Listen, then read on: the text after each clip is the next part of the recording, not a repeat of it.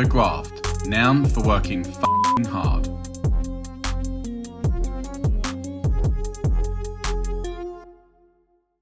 Hello, everyone, and welcome to this episode of The Graft. It's really, really great to be here today because I'm really looking forward to this session. Not that I don't look forward to others, of course, but today we're going to be talking all about nutrition and the part that that plays in the life of the everyday grafter. So I'm excited about it. And actually, we have our first guest. This is our first ever guest on the show. So big deal, guys. Whoop, whoop, and all of that.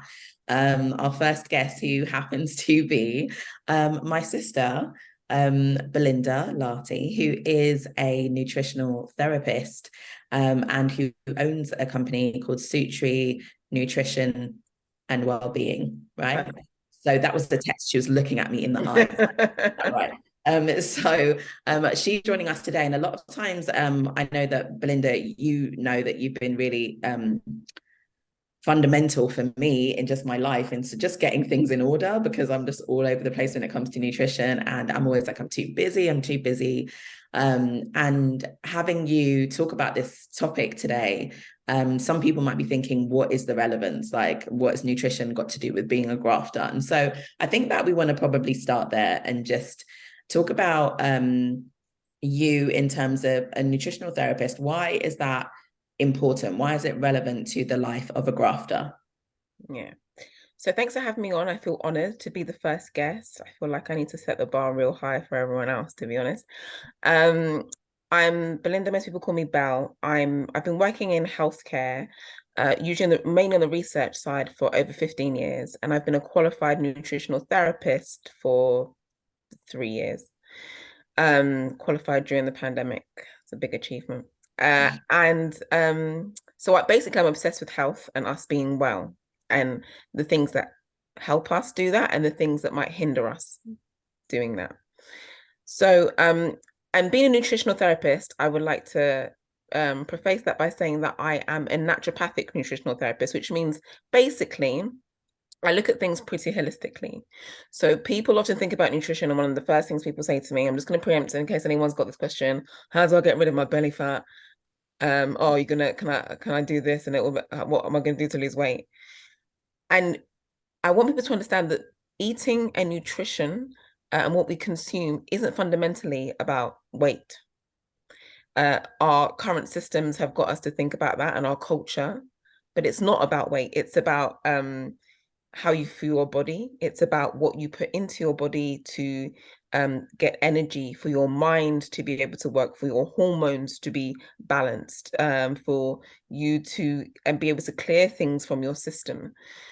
So that's one of the key things I want to say, just to the foundation. The other thing is that I look at things holistically.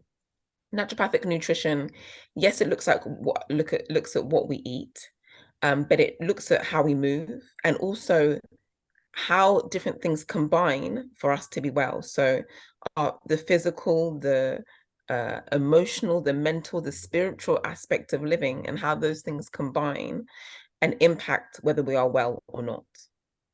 Okay. Does that answer your question? I just feel like It does, in a sense. And then I want to kind of tie that to a grafter. So, okay, so why is that relevant to a grafter?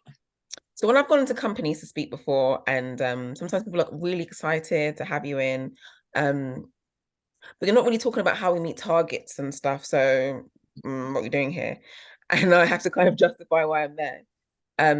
But most people do get it, that you are, in a way, your product, right? Most people are in the service industry.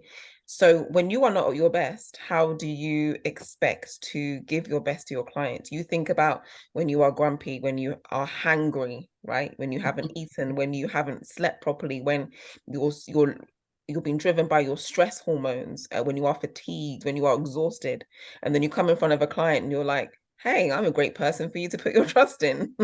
Are you? You don't seem like you have your own ish together. So these are the kind of things we need to think about. How do we present to clients, to customers? And that is impacted by how we live our lives, right? So that's pretty easy to understand as a concept. So when we think about certain things that we eat can help with our energy or take our energy,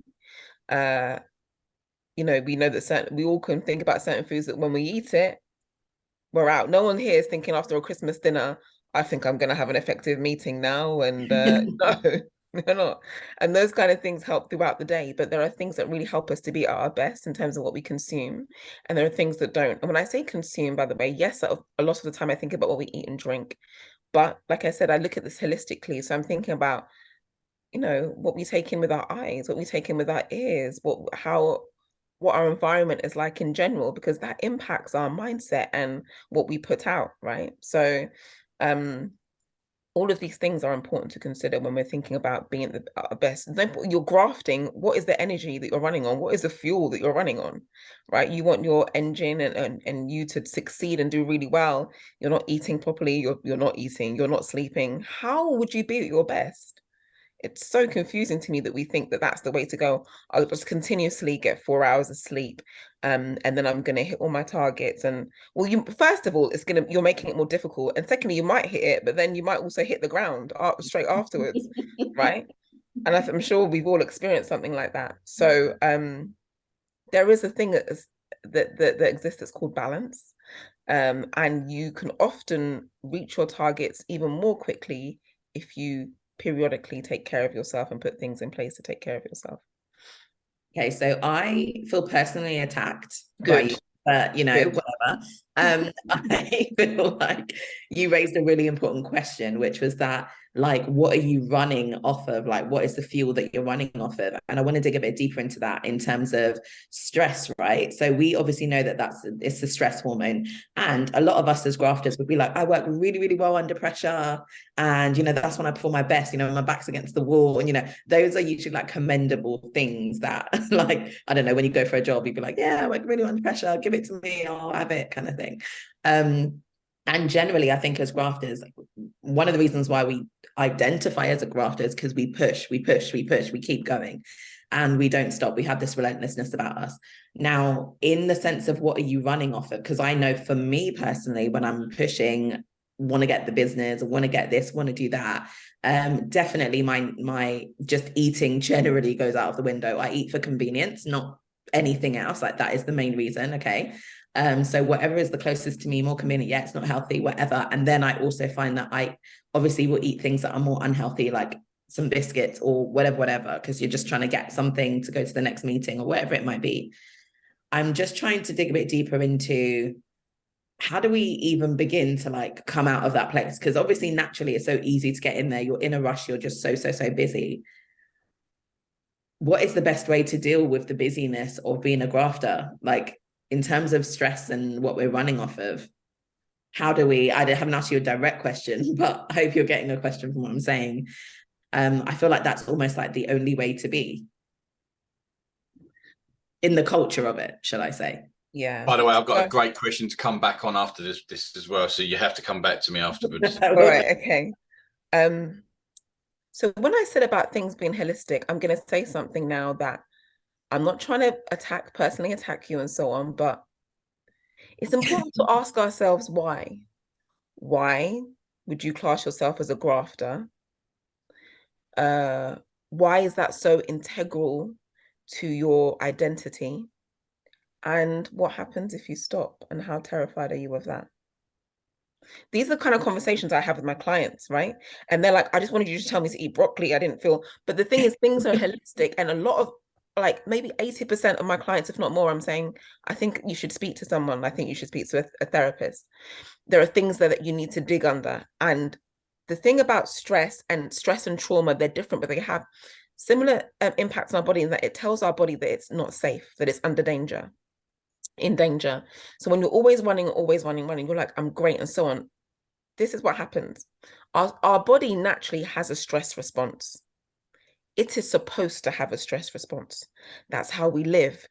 It raises our cortisol levels, which tells us, you know what, put more sugar in my blood so that I have the energy to do stuff, and increase my blood pressure so that I have, again, the ability to run or punch someone if I need to, or an animal, whatever, if I need to. That's what your body's supposed to do short term. It's not supposed to run like that all the time. And what we're finding is that a lot of the time, our bodies are pretty much running like that most of the time. And things are causing constant stresses in our life, like not like having notifications on your phone, beep, beep, beep. You don't get time to come down. It's always up. I've got to respond. I've got to respond. I've got to respond. That fight or flight is never turned off. Okay, well, all right. So what if I have a bit more glucose in my body? Okay, higher blood sugar, or higher blood pressure, you know, or dilated pupils, all these things that our body does. But the other thing that our bodies do in this state is that they deprioritize certain things. Your body's trying to keep you alive, but it can't do everything at once. And what it deprioritizes is digestion, immunity, and reproduction. Just some of those things. So when you think about when you are stressed and so on, those things, you know, oh, my stomach, I can't do this, I can't keep this down, I'm always going to the toilet, or I'm constipated, right? I feel a bit run down, or further down the line, or whatever. Autoimmune conditions, pretty 100% of the time there's stress and trauma underlying it. No libido, or for women, my menstrual cycle is off. I wonder what it's this. So we need to go to the underlying thing. And so when you know yourself and you can answer, okay, I'm running off of this because I always thought I had to, because my value lies in me always being the one that can work under pressure and so on. Then you can start to break it down a bit and say, I'm still valuable if I'm not on 100 all the time. Okay. And I'm not even sure that answers your question. It probably doesn't at all. It probably is the opposite. But I just wanted to put that in there, because when we take care of ourselves, we have to take care of ourselves holistically. And sometimes I have to tell people, you can't like eat your way out of living in a stress response. Just that there are things that help, there are things that can be that make it worse. But when there are things that are underlying it, we need to address those, as well as like eat well to support our neurotransmitters. So our neurotransmitters, for example, are serotonin and dopamine, and there are things that can help us to make sure that we're producing those properly, right? But if you've got some underlying trauma or something, or some kind of stress response that's still there, it's good. We have to unravel it. What we often do, and a lot of grafters, entrepreneurs love it at the top, CEO, whatever, have stuff that hasn't been unraveled, but it's there. And I say to people, just because you don't speak about it doesn't mean that it's not working in you. It is.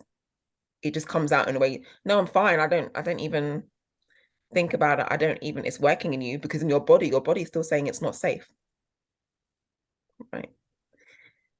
I didn't mean to attack anyone. I just wanted to. I just feel like this is the end of this episode, because I need to go reevaluate my choices. No, do you know what? It's just so true, because I've had those moments, and you know that, like almost by force, right? Where you're having to ask yourself, why am I pushing myself so hard? What is it that I'm actually trying to get? Why is that important to me? Like, why is this? And you use the right phrasing. It does form part of my identity. And having to figure out why that is. You know, if I'm not a grafter, who am I? Do you know what I mean? And what does that mean for me, or the way that I see myself? So I definitely think that those are questions that everyone should ask, because and excuse me for my voice, it's so easy to run and keep running and keep running and keep pushing and keep building and keep whatever, and just never take a minute to actually evaluate whether you even still want this. But yeah, and Mark, I know you have a question. I just wanted to say, to kind of answer answer the question you had, Jess. For grafters and entrepreneurs and pretty much everyone, ask yourself, what are the moments you have just for you? Because those are the moments you can align. You can maybe plan what you're going to eat. You can think about what you're prioritizing. But what are those moments that are just for you, where you aren't always available to everyone or even anyone? What are those moments? How often do you get them? Mark? Oh man, we got a problem here, because you're gonna have to stop me, because this could and I will. this could last for ages with me. Like everything you said, logically no one can argue against it, right? But the interesting fact of some of the stuff that I was writing down was, why do I do some of the things that I do? So if I'm right in saying what you said earlier is that, let's say I'm stressed, you're saying my natural reaction, any human would react short term to saying I need to respond to it.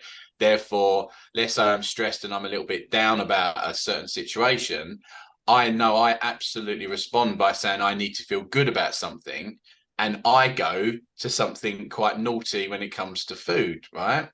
And then you can form a habit out of it, right? So I know, as an example, I am absolutely in a habit of having a really busy week.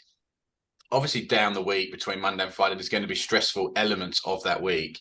So I get to the weekend and I go, right, I've performed at a reasonable level this week, and I deserve a treat whereby I'm now going to have a nice treat in terms of takeaways and things. Is that normal? Oh, so first of all, I don't like the use of the word normal. Is it beneficial for you? Is it healthy? That's a different question. But is it normal? Loads of things are normal in society that are really bad for us. Like, so sometimes you want to stay away from what's normal. Physiologically, when you are stressed, or when you are tired and you have low energy and your body doesn't have that, your body will reach for things that it knows will give you a quick energy fix. And that's why you'll reach for biscuits. The way it will increase your blood sugar and give you that energy is much quicker, or Haribo, or whatever it is your thing is much quicker than, you know, a piece of broccoli, or even a piece of fish, right? It will increase it quickly. The thing is, the crash is also like where you just have this slump in energy. So physiologically, our bodies are doing that for us. You like you said, you're not, a lot of the time we're not even thinking about it. You're just like, I'm craving sugary carbs. Yeah, your body's like, I need the energy. I'm not sleeping. I'm, you know, deprived. I need the energy. I'm going to need more energy for whatever it is I'm going to have to battle next, right? Especially when you have that battling mentality. I'm not against takeaways. I'm not one of those people that's just like eat clean and all that. I think it's a thing about balance. We can always make better choices than others. And if you're having it at the end of the week rather than every day, but then what are you eating every day? Are you saying that you're eating, you know, home cooked meals and stuff that you prepared throughout the week as well, and then it's just a treat of the weekend? Or really are we mostly eating out? And it's not a problem with eating out. It's just that you just don't know what's in it most of the time, right? Depending where you're eating from. So, is it normal? It's common for that to be the thing. But there are things that we can do throughout the week that can help us maybe minimize the amount that you might have. You know, we do have a kind of binge mentality, especially here in the UK, where it's normal. I'm going to go all out on the weekend, and then Monday I'm going to eat like only an apple, and it's that all that up and down and so on is awful for our bodies, right? It's the inconsistency that again will help our body to feel like I'm not safe. I need to hold on to whatever I can get, because tomorrow I might be eating an apple all day. The next day I might have like a curry and a kebab and all this other stuff, and my own weight in beer. So some consistency helps your body to feel safe. Yeah. I was going to say, actually, just before you said that word, is it better to be consistently better in small increments rather than just going literally, okay, I'm going to change tomorrow, and guess what, you only manage that for in my case maybe a few days or a week, and all of a sudden then I go back to my bad habits again. And I suppose, and I was talking to Jess about this about a week ago actually, and in terms of you kind of need to see results to keep going sometimes as well, don't you? So for example, I made a decision that I used to drink reasonable amounts of cups of tea during the day, right? And I would always have sugar in my tea. So then I said, I'm not going to have sugar in my tea anymore. And then I got to the point where I'm like, but I'm not enjoying a cup of tea anymore. So I'm going to go back to having my sugar in my tea again. And then I said, no, I want to stop again. So then I went to peppermint tea, and that's all I drink now. I found my way around that problem. It took me a while, but I found it. And it's just trying to find those little changes, isn't it? Which you can then try to move forward. Is that what you would advise? And also, just another question, because I'm sure Jess wants to come in here. There's other people on podcasts and stuff that so particularly the high performers, that turn around and they go, during the day, they're really busy. They don't have the time to have a particular breakfast or to have a lunch or whatever. They're literally meeting to meeting, back to back and back to back. So some of these people will advertise shakes and certain ways to cope with that. Is that something that is actually advisable, or again, it needs to be more balanced towards just having a shake on a? I know there's different forms of shakes. I'm not asking you to say what the best one is here, but is that even a concept that is doable?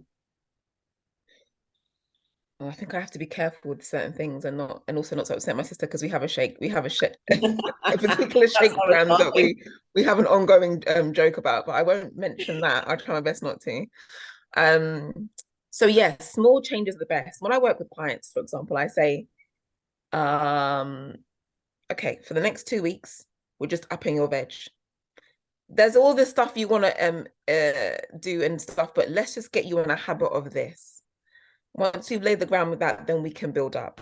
When people try and change too much at once, it's overwhelming. For the majority of people, it's overwhelming, and it just feels too hard, and they don't want to do it. And then being healthy feels too hard. Being healthier feels too hard when it doesn't have to be like that. Because for most people, once you start eating a bit of veg, you're already healthier than you were last week. Once you said, I'm going to go for a 30-minute walk every week, and you weren't before, you're already much healthier than last week. Or I'm going to make sure that I'm drinking enough water, and you check your pee for that, by the way, rather than just everyone drinking the same amount of water.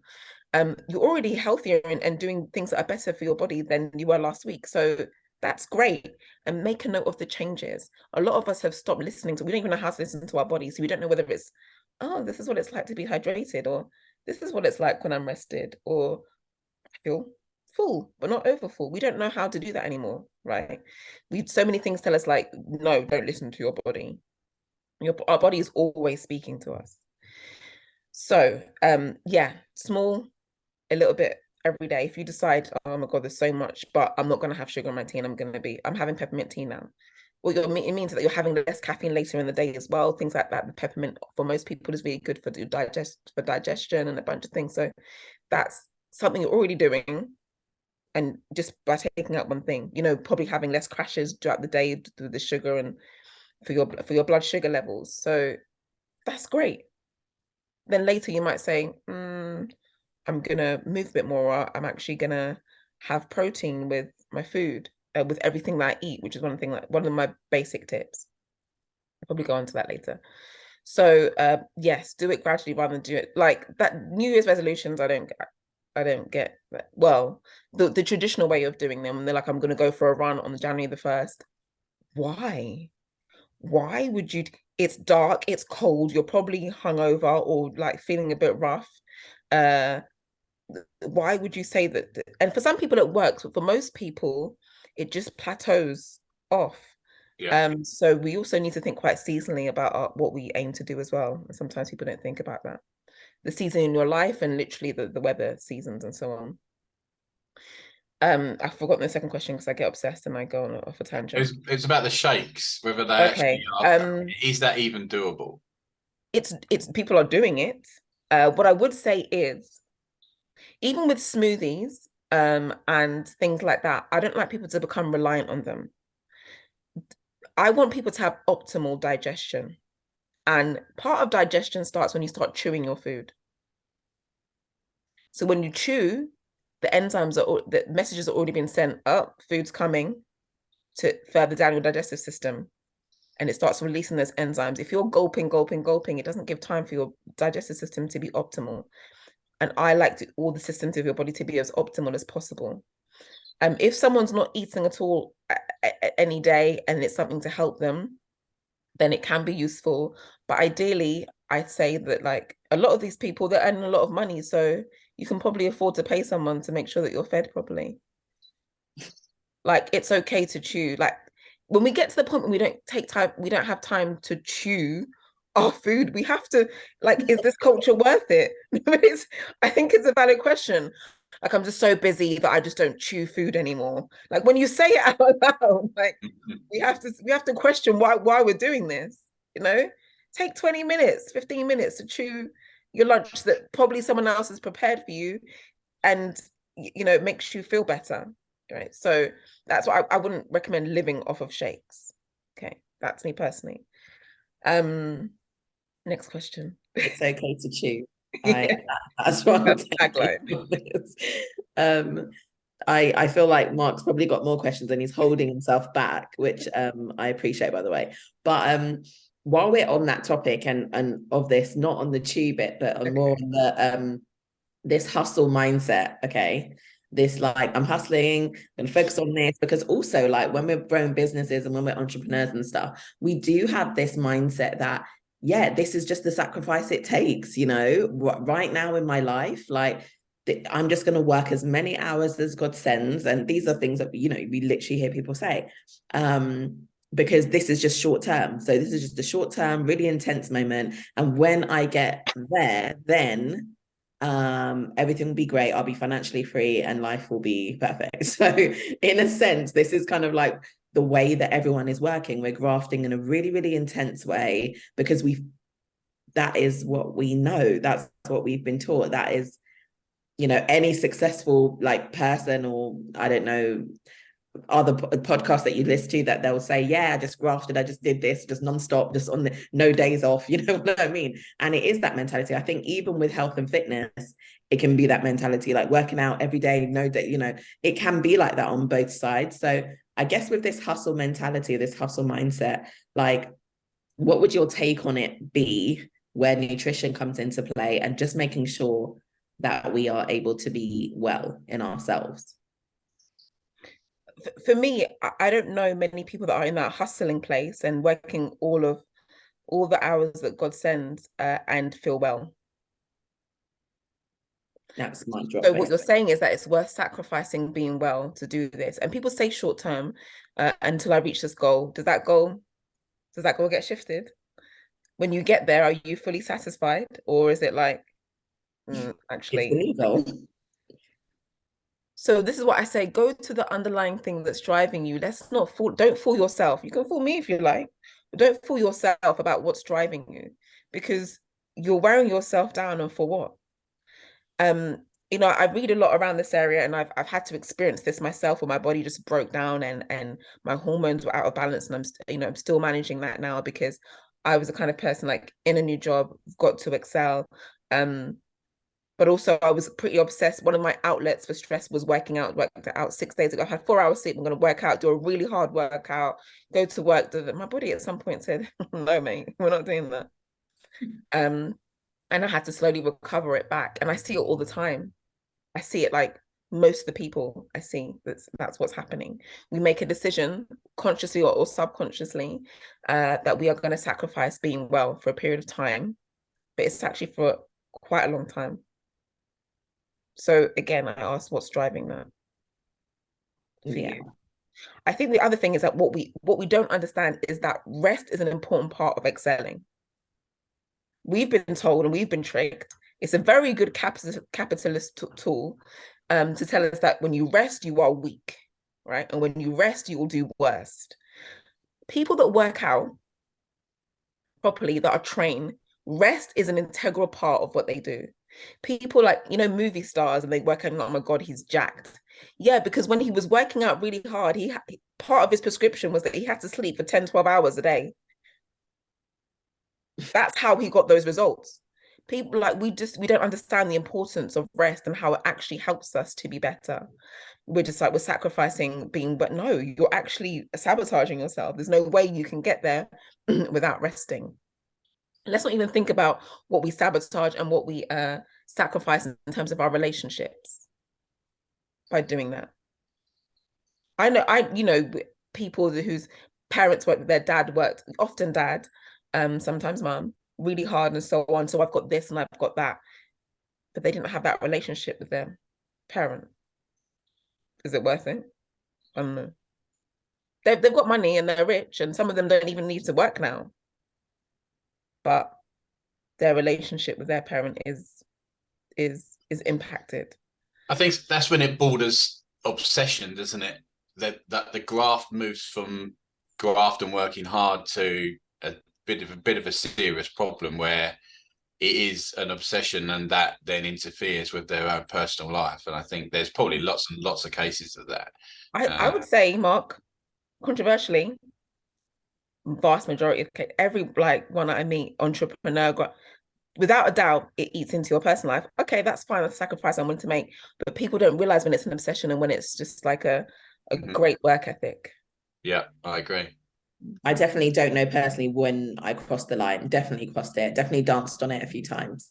And I think when you're in it, you don't realize. And also sometimes you feel like when you're in the graft, I'm so close to this, like whatever big break, or I'm so close to this, like next thing's going to take us to the next level. And that kind of just drives you to keep pushing. And you're like, yeah, I know it's really tough and relationships, whatever, but really soon we're going to be able to have more time than we ever had, because I can take a step back because the business is going to get here. Do you know what I mean? So I definitely think that line is almost impossible to see when you've crossed it. It does tend to be. I've got a couple of questions that I desperately want to get out there as well. But just carrying on this particular topic, it does appear that some of the real successful people have managed, or whether they've gone to people like yourself, Belle, and actually they've been educated in the right way. But some of them are now looking after themselves, aren't they? They've kind of moved away from that. Some of the CEOs that you see out there now, the really top performers, I look at them now and I go, oh God, not only am I envious of what you've created wealth-wise, and I'm inspired by your story, but you look amazing. And it's like, how can you possibly do that? And that's when I get really frustrated in myself and go, well, I'm not even achieving what you're achieving, and I look 10 times worse in terms of my body. We wouldn't want to compare body fat, that's for sure. So do you know what I mean? And that's but that is all part of it, I suppose. But there must have been a trigger point for them to go, I've got a bit of a problem here, my balance has gone, and those successful people have managed to bring themselves back the other way. Yeah. I think for most people, they wait until they go over the line. I try and salvage people before they go over the line. Yeah. And I say, I can see where you're going. But some people, they want to be burned. And unfortunately, you just hope that it's not too bad. And it's not to sound really drastic or whatever, but it's only so much that our bodies and our minds can take. And they actually can take a lot, but we don't look at it very holistically. And we're just like, I'm just going to burden it loads and loads in this place, without expanding it in these places, and then our bodies crash. But you see that a lot of those people, like I say, you've got the money, you can get someone to cook you healthy meals. And the other things I would say is previously our relationship dynamics were different. So often men would go out, work quite long hours, still have some strain in the house sometimes, not always long hours and so on, depends, but someone else was taking care of the other stuff. And now we're all trying to do everything. I don't know how it's working out, but it's not right. Well, it'd be interesting to see what happens in years to come, isn't it? Whether there's a dynamic shift into what that actually, I don't want to get too dark, but the mortality rate and things, is that going to change? Right? Yeah, and I think there's the mortality rate, but then there's the morbidity rate where you're alive, but barely. But we want to be alive and in good health. And we see increases of certain conditions and so on. And when I say good health, I mean mental health as well as physical health. So we have to cultivate things that allow us to do that, and we have to delegate certain things. What in your life can you delegate, and what in your life can you let go of and still feel good or better? So, Jess, it's all right. I've got 3 questions. They should be quite. I don't know, but one definitely, yes. Oh, really? I'm going to be restricted. I've now got to choose what one. I'm going to try and sneak in 2 here. Part A, B, and C. So I've heard different opinions. So it'd be good to get yours on this one. So hydration, right? Incredibly important throughout the day. And you may have noticed I've been drinking water as we've been doing this podcast. But in your opinion, is there a difference in terms of what you drink, which is kind of better for you, or just it's better to be hydrated than not drink enough, basically? So where I'm kind of leading with this is that, let's say I had 3 cups of coffee during the day and I had 5 glasses of water, and then I had a cup of tea, and then I had some Diet Coke. Are you of the opinion that it kind of doesn't matter at that rate? So could I just drink Diet Coke during the day, or could I just drink black tea, as an example, all day long? And because some people don't even like to drink water by itself. There must be people out there that struggle with that. So I simply don't like it. Now, I'm lucky because I do. But other people in your world, you must come up against this, I suppose. So what's your advice to maybe some listeners here that are saying, well, Yeah, I get the water thing, but I just don't want to. Okay. It's a bit like I get the thing about brushing teeth, but I just don't want to. Like, you're gonna have to do it, but it doesn't always have to be plain water. So I do recommend, zhuzhing it up. You can put things in it. So fruit are quite good, is quite good. Mint leaves, ginger. What you can also do is actually make teas, like peppermint tea, like a jug of it. Put boiled ginger and have a jug of it. Let it cool and have that as your thing. So you can flavor it in different ways, right? If you like fruit teas, if you're that way inclined, I can't stand them, but yeah. Then you can have a jar. You can flavor it with different things. Some people like to put berries in it, lemon, lime, orange slices, whatever. So you can drink that, flavor it, and herbal teas are also really good. That counts. In terms of hydration, liquid, you can get it also from food, and we sometimes forget that. So fruit got loads of water in it, some veg. So that also counts. And you're hydrated, but just by looking at your own pee, I'm not going to tell everyone that you need to drink 3 liters or whatever. Just look at your pee, it should be a light yellow. So not like a concentrated apple juice, but more like a white wine, if not even a bit lighter. That's when you're doing good for you. And your amount needed for that mark is going to be different to my amount or Jess's amount. So everything is quite personalized. It does matter what you drink because they have other things in them. Everybody metabolizes caffeine in different ways. So you can do tests and work out how quickly you metabolize it. But some people, it's okay to have a coffee in the morning and don't have it after 12 because it will impact your sleep later. And we have to realize that things that we do in the morning, like how much sunlight we get when we take in vitamin D, will impact our sleep later. So I don't want you drinking things with caffeine in it all the way through. Most people, well, quite a lot of people, it might impact your sleep, and sleep is vital. We don't want to compromise on that, basically.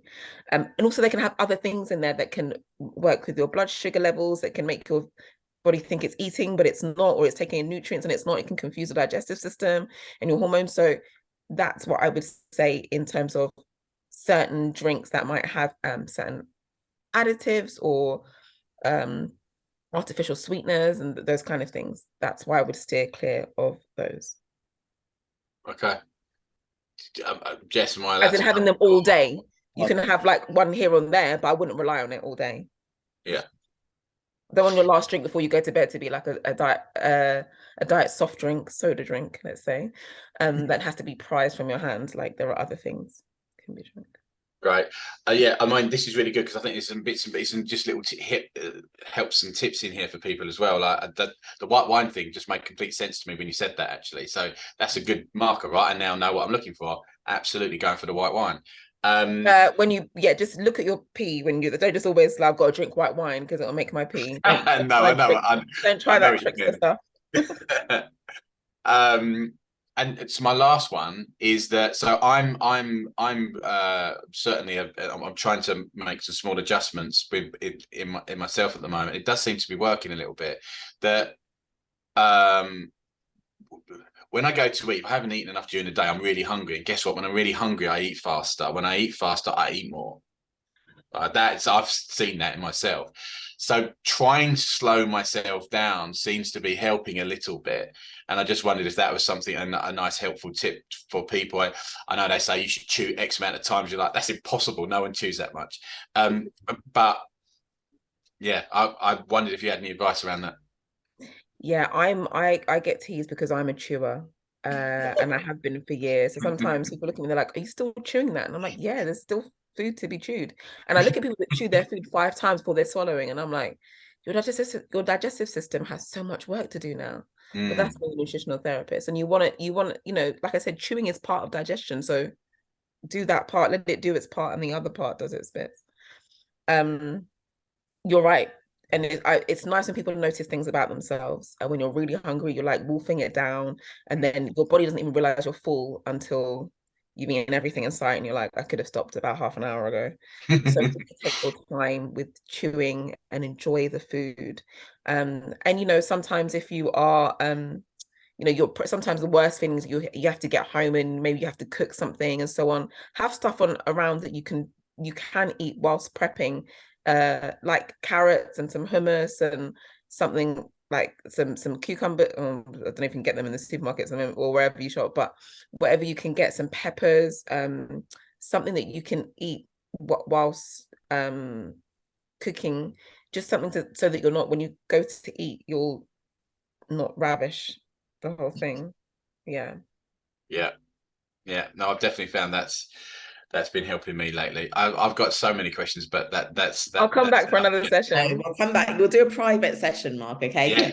Just making sure that we stay on track and really just conscious of time. So what I would really love for us to close out with is some basic principles that like anyone can adopt. And I think we touched on a couple as we've gone through this conversation in terms of hydration and this, that, and the other. Like for me, and when Mark just said that about something is noticed in himself, in myself, I've noticed that when I eat breakfast, I snack less throughout the day and I eat less generally throughout the day. When I don't eat breakfast, I find that my portions are bigger and I'm almost trying to compensate for how hungry I have now made myself throughout the day. So it's just something I've noticed in myself. I don't know if it's a universal thing or whatever, but I know that if I want to start my day right and I want to get on just to feel a bit better in myself and a bit healthier, I do need to make sure that I do eat something for breakfast. But do you have tips and tricks of like basic principles that we should all do to just make sure that we are in a state of being well? Mm-hmm. Yeah, so obviously I have to say that everyone is quite individual, and the first thing is to learn to listen to your body. When do you feel better or at your best? Okay, so for you, Jess, you know that when you eat something in the morning, you have a better day overall. So you just make sure you have something to eat in the morning, which might mean putting something in the fridge or prepping everything the night before, right? But 5 minutes prepping the night before can save you like half an hour in the morning, because somehow when you try and do it in the morning, this spills into this is burnt, some kids screaming, like it just feels like it's so much more. So try and prep things as much as you can, right? You know, what you do when you're prioritizing something in your life. For some people, they don't like to eat in the morning. It makes them feel sick. Don't force it. Don't do it. Listen to around the time that your body's going to be get ready to eat and prep for that, and make sure that you have something to eat. Drink. When you wake up, have a glass of water by your bed or a bottle or whatever. I say about 350 to 500 ml drink in the morning. You can squeeze some lime or some lemon into it. I like to put a pinch of salt on it, because hydration is actually about our electrolyte balance. It's not just about taking liquid. But yeah, that's another talk. I don't want to get too deep into that because we don't have time. But yeah, so to stay hydrated, people, it's a game changer, because already you've already drunk about 500 ml of around a pint of water in the morning of liquid. You're probably dehydrated. You haven't drunk since the night before, depending what time you went to bed, grafter. But it's good just to get that in. It like just fills you up. And I think about what we say sometimes, and think about your cells. You want them to be like plump grapes, not like dried raisins, right? And they need hydration for that. Okay. Add protein to everything that you eat. Every meal, every snack, make sure it's got some protein to it. Now, protein, people think, yeah, I'm going to have a steak. No, it can be animal products. For some people, it can be cheese, Greek yogurt, chickpeas, lentils, nuts, seeds. So if you have some fruit, have some nuts and seeds with it. What it does is regulate the way that the sugar is taken into our body. You don't get as much of a spike. Yeah. And protein is one of the best ways to do that. It keeps you fuller for longer as well. It's a great energy. It's a good source for our body for different processes, for hormones and stuff. So do that. Yeah, have protein with every snack and every food, every meal. Hydration. Listen to your body about when you want to eat. Have vegetables, please. And I would say just try and add vegetables to every meal that you have, 2 to 3 different ones. See how you get on with that. I heard that 50 grams of fruit a day is where you should aim. I don't even know what that is. That's what I was going to say to you. How many? Like, who does that? Like, I mean, I don't know. That could be 25 apples. I couldn't even tell you if it's 2 apples. Yeah, I think it's. I don't know what that is. The thing about you get so much nutrients from fruit and veg. The reason why I said veg is because we do want to have a little bit more veg than fruit. I don't want to say I'm not demonizing the sugar and fruit, but you just get like dark green leafy vegetables, like you just get a lot of bang for your buck in them. Like you get the vitamin C and the magnesium and the vitamin K, which help with a whole bunch of stuff in our bodies that and for some people they are more sensitive to sugar and fruit. So definitely eat fruit, but have more veg. So add veg to every meal that you have, and go for the dark leafy green vegetables especially, but mix it up. You know, we should be having a variety. It really helps with our gut microbiome, so like gut bacteria. That's what I would say, just to keep it simple. The other thing is prioritize sleep, but I feel like we can have a whole other session on prioritizing sleep. But I say to people, like, do whatever you can. Imagine, like, prioritize how much sleep you need and then work out everything else around that. Not I see, I'm an expert at sleep. That's the one thing I can't do is sleep. That's perfect. Yeah. Because everything changes when you've had enough sleep. I've come to know in myself now that when things are off, when I'm feeling anxious, when I'm feeling this, that, and the other, I'm like, Jess, you need to sleep. Like, I genuinely know that now, having learned the hard way.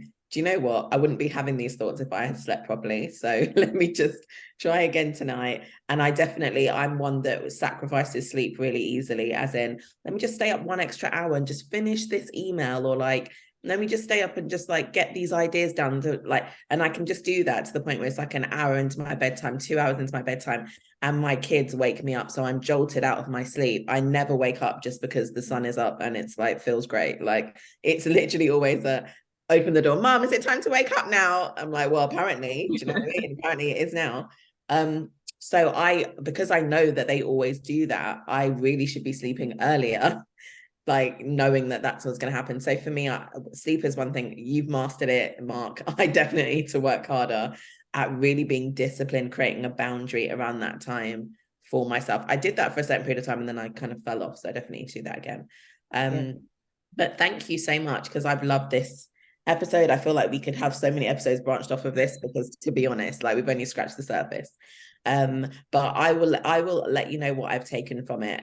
Obviously a lot of things, but also just the importance of asking ourselves the question of, why are we pushing so hard? Why are we grafting so hard? Who are we without the graft? Like, can we even like think about that, or sit with that for a little while and think about who that means we are if we're no longer doing this in the way that we're doing it? The importance of rest, and just listening to our bodies, and your body really telling you whether you're off, whether that's in your hydration or your sleep or the things that you're eating or what have you. And also just being able to understand like what it's like when your body's in a stressed state. So just knowing that that's not the way we're supposed to actually live chronically. It is there for a reason, to be there to help us when we're in danger, and then it should shut down. So I know that it's something I actively work on, and that's on a daily basis. It's just part of my work, part of my healing work, part of trauma response, whatever, figuring out how to feel safe in my body on a daily basis to bring that response down, because it's so easy to live in that place. So I thank you so much for your time and for all of your knowledge, and we're definitely going to need a part 2. Like, I'm Mark, ready. I'm ready. Oh, without doubt. I mean, yeah, there's quite a lot of Mark's like, I've got all these questions. I've got like literally a list as long as you can think of, but it's kind of lunchtime now, so I'm going to go down and boil some broccoli. So, I feel like you didn't have some protein. We didn't take anything away. We definitely need a second session. Thank you so much for having me. It's been a joy, and I hope that maybe you could try out like one thing we've spoken about, and then by the time next time I come, you can see what the impact has been. Thank you. Thank you so much, guys. That's Belinda Lartey. It's Sutri Nutrition and Wellbeing. Please follow on socials, and we will see you for the next episode of The Graft. Thank you. Thank you. Hey grafters, thanks so much for listening to this latest episode of The Graft. Please do like and comment and subscribe, and let us know what kind of topics you want us to cover on our upcoming episodes. If you want to get involved in the chat and you want to be on the episodes as well, please do reach out.